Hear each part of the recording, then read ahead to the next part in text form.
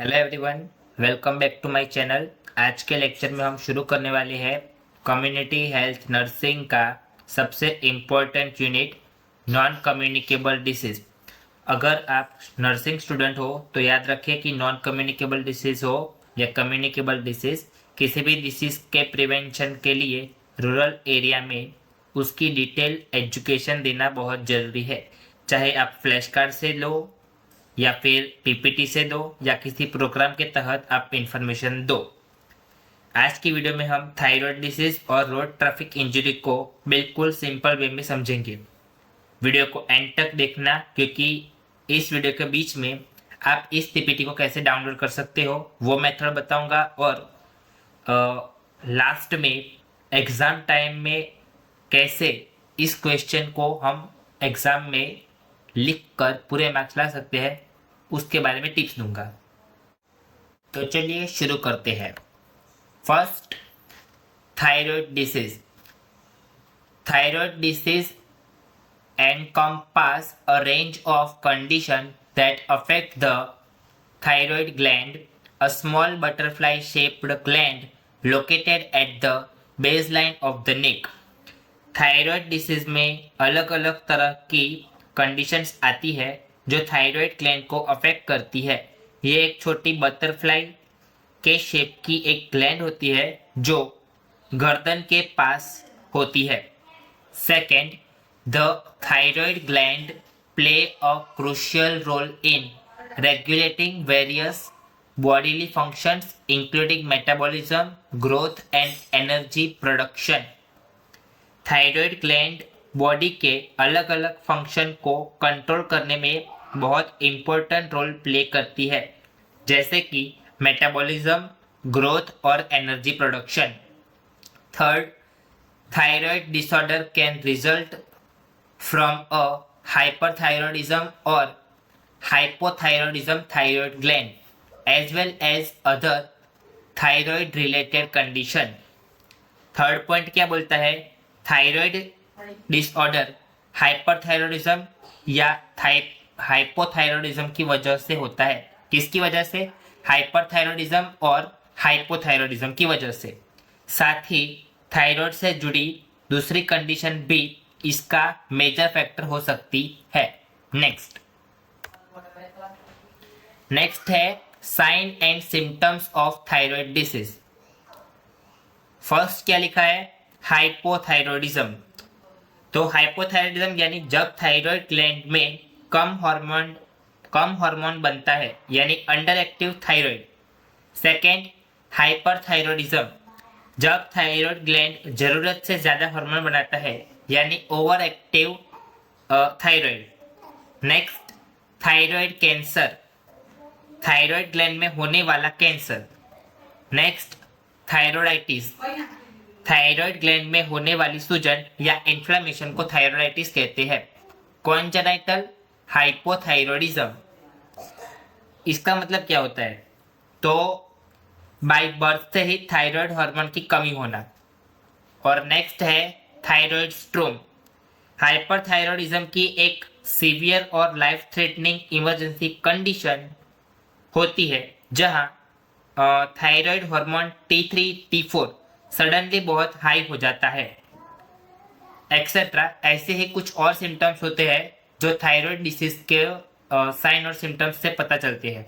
Next, diagnostic test of thyroid disease. First, physical examination, patient की शारीरिक जांच करना, जैसे नेक और गर्दन को टच करना और पाल्पेट करके देखना। Second, data collection from patient file, patient की पुरानी फाइल या मेडिकेशन या मेडिकल हिस्ट्री से डेटा इकट्ठा करना। Third, CBC test oblique blood test. Fourth, thyroid function test including T3, T4 and thyroid stimulating hormone. Thyroid function test जिसमें T3, T4 and thyroid stimulating hormone की जांच की जाती है। और फिफ्थ है अल्ट्रासाउंड इमेजिंग, यानी थायराइड ग्लैंड का USG स्कैन करवाना। Next, management of thyroid disease. First क्या लिखा है? Primary management. अब प्राइमरी मैनेजमेंट में लिखा है हाइपोथायरॉयडिज्म, और उसमें फर्स्ट पॉइंट है लेवोथायरोक्सिन रिप्लेसमेंट थेरेपी। लेवोथायरोक्सिन दवा के जरिए यानी मेडिसिन के जरिए थायराइड हार्मोन को रिप्लेस करना। सेकेंड है रेगुलर मॉनिटरिंग, ब्लड टेस्ट के जरिए हार्मोन लेवल को रेगुलर चेक ऑब्लिक मॉनिटर करना।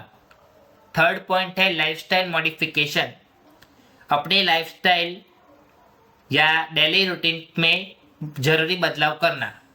नेक्स्ट है हाइपरथायरॉयडिज्म, और उसमें भी है एंटी थायराइड मेडिकेशन। तो थायराइड हार्मोन के ज्यादा बनने ज्यादा बनाने को रोकने वाली मेडिसिन को एंटी थायराइड ड्रग कहा जाता है। नेक्स्ट है रेडियो एक्टिव इडियोन थेरेपी। तो रेडियो एक्टिव आयोडीन या इडियोन द्वारा ओवर एक्टिव थायराइड सेल को डिस्ट्रक्ट करने की थेरेपी। और लास्ट है थायराइडेक्टोमी, सर्जरी के जरिए थायराइड ग्लैंड को शरीर से हटाना। और लास्ट है बीटा ब्लॉकर्स, सिम्टम्स को कंट्रोल करने के लिए मेडिसिन देना, जैसे फास्ट हार्ट रेट और ट्रेम्बलिंग, घबराहट को कम करने के लिए मेडिसिन दी जाती है, वो होते हैं बीटा ब्लॉकर्स। नेक्स्ट है फर्स्ट थायराइड कैंसर। उसमें क्या लिखा है? Surgery, surgical removal of the cancerous thyroid tissue. Surgery द्वारा कैंसर थायराइड टिश्यू को शरीर से बाहर निकालना यानी सर्जिकल रिमूवल करना। Next, radioactive iodine treatment used to destroy any remaining thyroid tissue, मतलब बचे हुए किसी भी थायराइड टिश्यू को डिस्ट्रॉय करने के लिए रेडियो एक्टिव आयोडीन का यूज करते हैं। Third, thyroid hormone replacement therapy after surgery to replace the removed thyroid hormone. Surgery के बाद हटाए गए थायराइड हार्मोन की कमी को रिप्लेस करने के लिए यह थेरेपी दी जाती है। कौन सी? Thyroid hormone replacement therapy, THRT।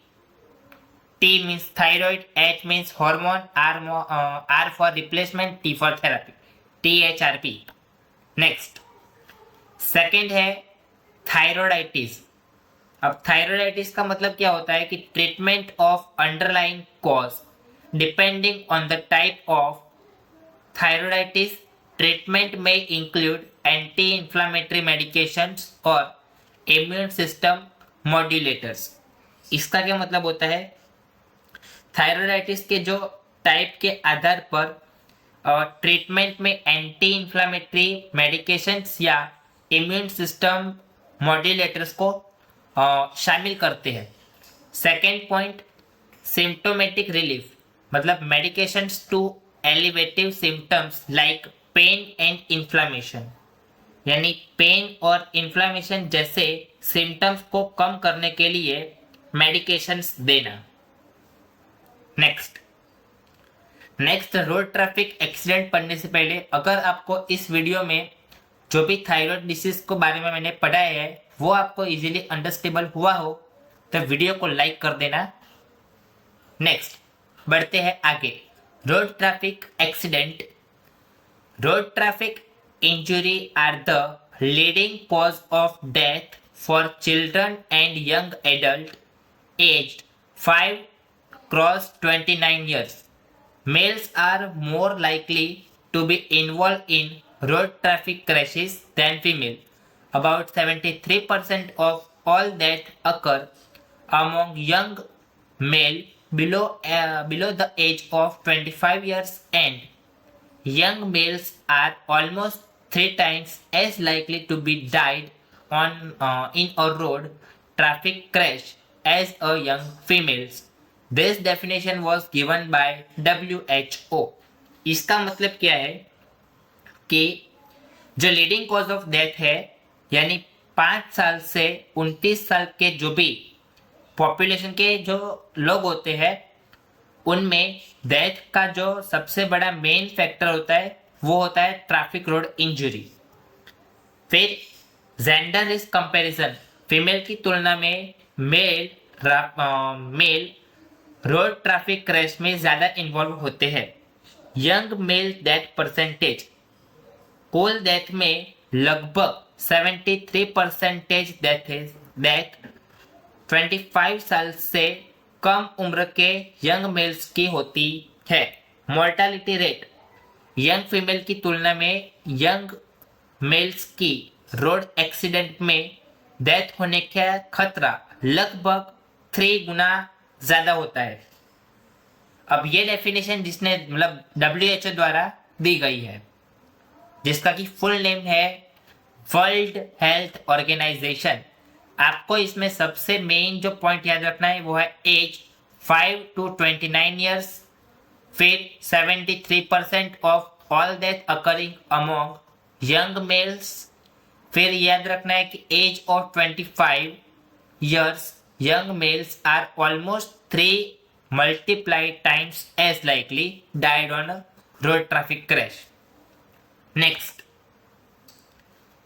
risk factor of road traffic injuries. Okay, so अब यहाँ पे हम देखेंगे कि कौन से मेजर फैक्टर है जिनसे रोड ट्रैफिक इंजरी होती है। फर्स्ट, स्पीडिंग, हाई स्पीड में गाड़ी चलाना। सेकेंड, ड्रंक एंड ड्राइविंग, या फिर आप बोल सकते हो ड्रिंक एंड ड्राइविंग। तो drink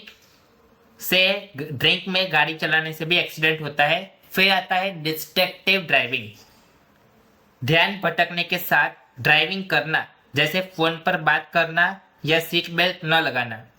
okay, then in rain slippery road for bike slip, बारिश में रोड स्लिपरी होने की वजह से बाइक स्लिप होती है, ये नॉर्मल है। फिर आता है lake of seat belt use in car, seat belt का इस्तेमाल न करना। उसके बाद नॉन हेलमेट यूज, हेलमेट ना पहनना। पुअर व्हीकल मेंटेनेंस, व्हीकल की सही से देखभाल या मेंटेनेंस न होना। फिर इनएडिक्वेट लाइटनिंग, रोड पर या व्हीकल में पर्याप्त या कम रोशनी में गाड़ी चलाना। और लास्ट पॉइंट है ब्रेक फेल, यानी यहाँ देखा जाए तो व्हीकल चलाते टाइम सडनली ब्रेक फेल होने के कारण भी मोस्टली डेथ होती है और एक्सीडेंट होते हैं।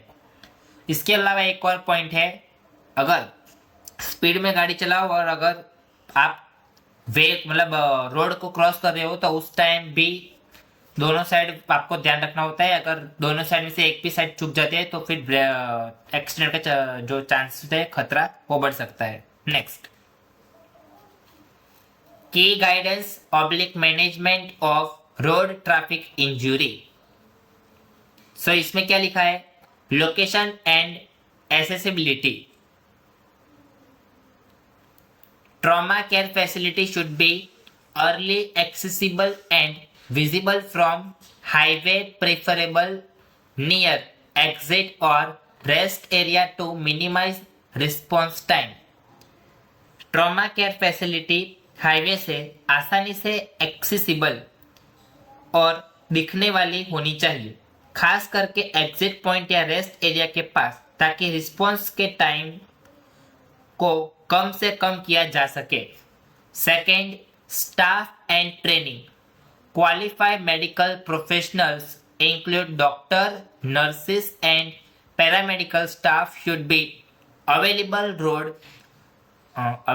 round the clock to provide immediate medical care, must have knowledge of advanced cardiac life support ACLC and advanced traumatic life support ATLS and managing highway accident। तुरंत मेडिकल केयर देने के लिए qualified medical professional, जिसमें doctor, nurses और paramedical staff शामिल है, 24 घंटे उपलब्ध होने चाहिए। उनके पास advance cardiac life cycle support और एडवांस ट्रॉमेटिक लाइफ सपोर्ट, इसके साथ हाईवे एक्सीडेंट को मैनेज करने के लिए अच्छी नॉलेज होनी चाहिए। नेक्स्ट है इक्विपमेंट एंड सप्लाई। तो should be well equipped with essential medical equipment including emergency resuscitation equipment, ventilation, defibrillation etc. यानी जरूरी मेडिकल इक्विपमेंट से वेल इक्विप्ड होना चाहिए, जिसमें इमरजेंसी इक्विपमेंट, वेंटिलेशन, डिफिब्रिलेटर वगैरह शामिल हो। Next, adequate shock for medical supplies, inadequate bandage, splints, medication and IV fluid should be available to handle various types of injury.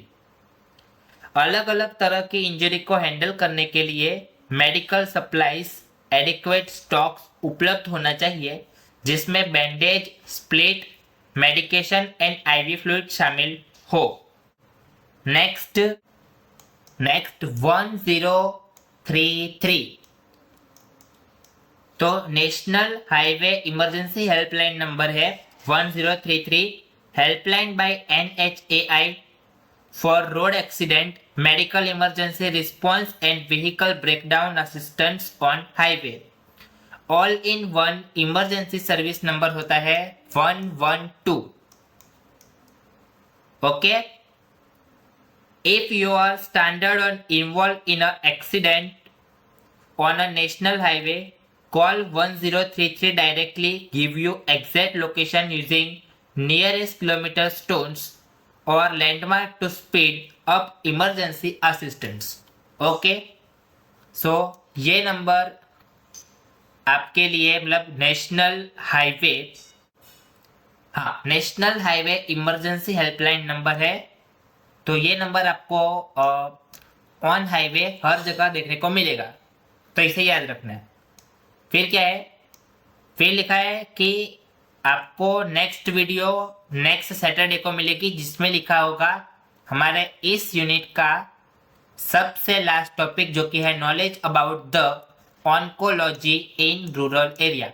अब ऑन्कोलॉजी का मतलब होता है कैंसर, तो इसमें हम पढ़ेंगे कौन से कैंसर होते हैं टाइप के, और उनका प्रिवेंशन कैसे करें। नेक्स्ट, तो दोस्तों ये था नॉन कम्युनिकेबल और कम्युनिकेबल यूनिट का 2 सबसे पूछे जाने वाले इमरजेंसी कंडीशंस डिसीज। अगर आपको ये वीडियो अच्छी लगी हो और आपके कॉन्सेप्ट क्लियर हुए हो, तो बिना किसी देरी के लाइक बटन दबाओ, चैनल को सब्सक्राइब करो और नीचे कमेंट में कोई एक ऐसा एग्जाम्पल दो जो कम्युनिटी हेल्थ नर्सिंग के इन 2 डिसीज के एग्जाम्पल के साथ मैच हो। मिलते हैं नेक्स्ट वीडियो जो आएगी ट्यूसडे को। तब तक के लिए कीप स्टडी, स्टे सेफ और थैंक्स फॉर